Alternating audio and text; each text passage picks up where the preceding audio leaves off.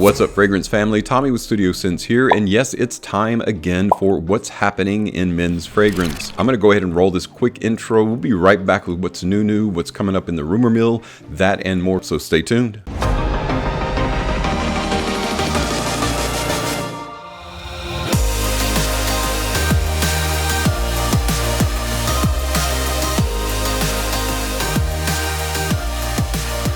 Welcome back, everyone. It seems that 2023 has moved pretty smoothly into 2024. Perfumers have not slowed down. Everybody's coming up with something new in a line that's already familiar.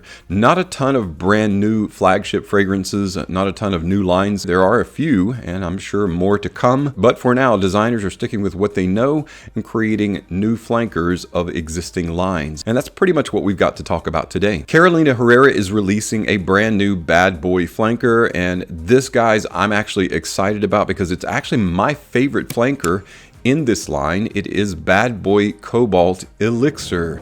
Yes, that's right, another elixir. We're not done with elixirs. There are still plenty of opportunities for elixirs to be launched this year. Bad Boy itself is a nice peppery masculine fragrance, but Bad Boy Cobalt is creative, and it looks like they're going to continue that creative streak in Bad Boy Cobalt Elixir.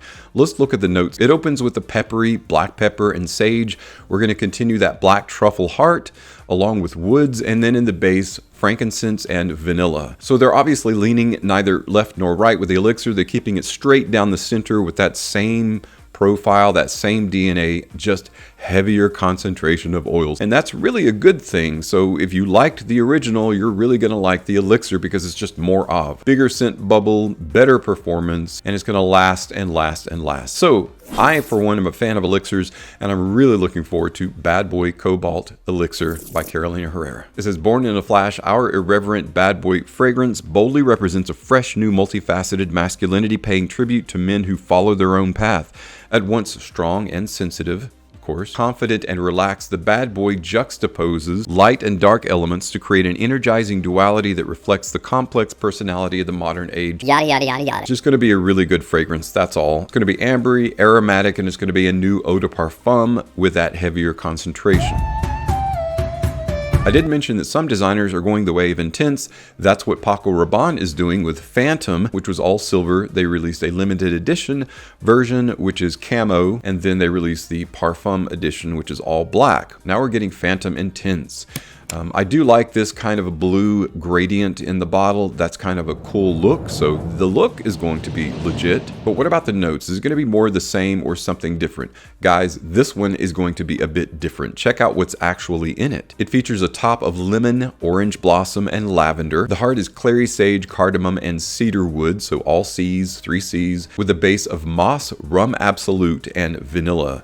So this is going to be a bit more on the spicy, boozy, vanillic side. All three of those facets are extremely popular in men's fragrance, and so they're going to capitalize on the popularity of that trifecta in Phantom Intense. I feel like in totality, this one might be a better version of the three and kind of pull the idea of Phantom up out of the mire where it's kind of sort of existed until now, or at least until this launch. So looking forward to that one and kind of seeing what it does in the market and people's perceptions maybe changing about Phantom. We've got Anne Filippo, Dominique Ropion, Juliette Caraguazzolo, and one other perfumer that I can't think. Oh yeah, Paul Guerlain. So there's 4 different perfumers on this fragrance. I feel like Phantom Intense, because of that, is going to be the one to own. So keep your eyes peeled for that one.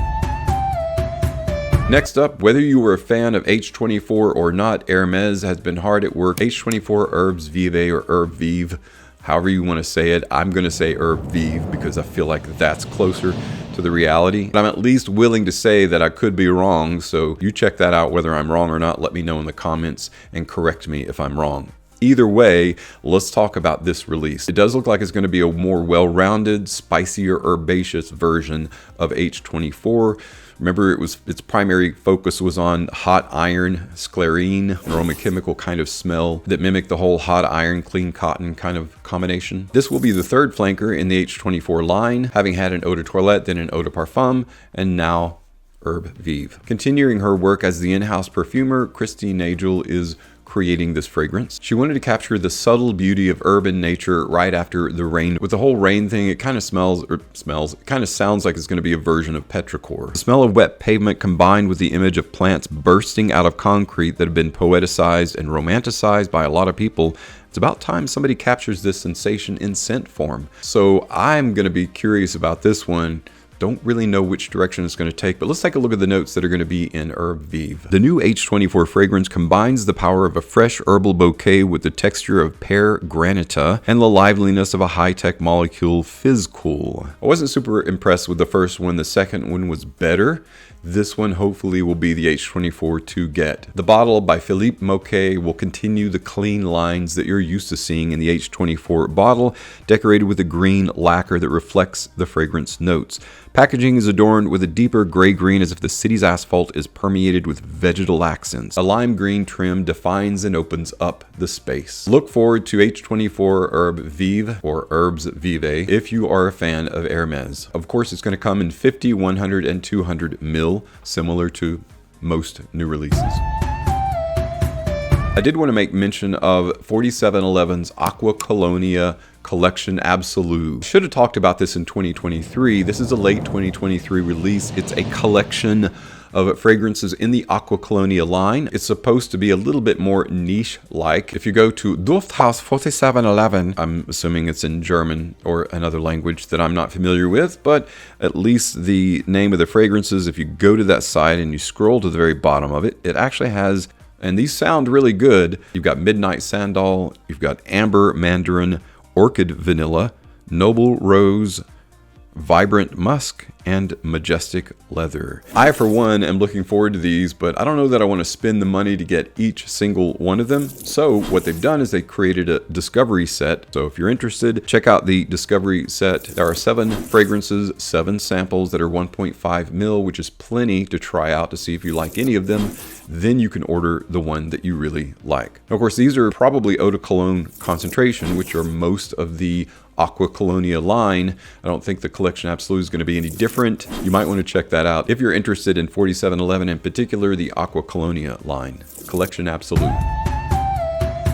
All right, let's take a look at what's going on in the world of niche. We've got a few notable niche releases. The first one that I want to talk about is by Kilian. Kilian absolutely kills it when it comes to rich, heady, intoxicating fragrances. They're releasing a fragrance called Born to Be Unforgettable that is unisex. It is eau de parfum concentration. It's going to be anywhere between 130 and 150 for a 50 ml bottle. If you want a 10 ml spray vial, you can get it in that size, 30, 50, and I believe on up to 100 plus. Once you get the 100 ml size, it's going to be refillable. So what a great price. I think it's $190 for the 100 ml size, which less than $200. Very different than the price structure that Kilian typically presents to the public with this release. So I'm kind of excited about it. Let's talk about the notes that are in it. In the top, you've got lime and cola, so fizzy and citrusy at the same time. That sounds like it's going to be a pretty cool combination. In the mid is where it gets spicy with nutmeg and cinnamon with a base of cedar and vanilla. So this is going to be more of a cola-oriented fragrance. I think of Versace Blue Jeans as a very cola kind of orientation to it. This is going to be even deeper and richer than that on the niche side of things. So Born to Be Unforgettable, refillable fragrance by Kilian. So check that one out if you're into the niche. Another new release that you can pre-order right now is by Initio. It is called Narcotic Delight.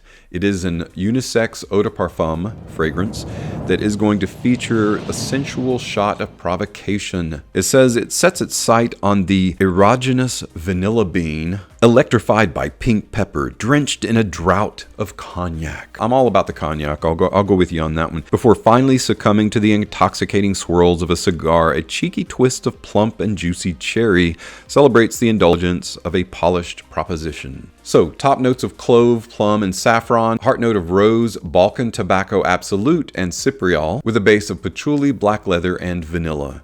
And that rounds out Initio Narcotic Delight. Sounds like an unusual fragrance, but it definitely is going to be one of those similar to more of a Kilian style fragrance. So the whole boozy, sexy, sweet, and I really am looking forward to that one. That one I'm probably going to pick up by Initio. I kind of tend to pick and choose the ones that I like by them, but this is going to be, I think, a really intoxicating one, no pun intended. Let's dive quickly into the rumor mill. We have a couple things to go over, not really a lot. Remember once, a few weeks back, I talked about Bulgari Man in Black Parfum Edition. Well, we've got a photo now indicating that it is no longer a rumor. It is in fact going to come out, but they've been really tight-lipped about the information. They haven't released really any of the notes or a write-up or anything, but I can show you this photo, kind of similar to the visual idea that I created, but a bit better looking, of course, because this is directly from Bulgari. So that one, we'll have more information as it comes out about that fragrance. Somebody found on Facebook and sent to me this, which looks like an elixir version of the Most Wanted, but it is fake. I found nothing to support this. Basically what they did is they took this photograph, dialed down the hue and the saturation until it became a bit purple, and then they just threw some words on top of the already existing notes.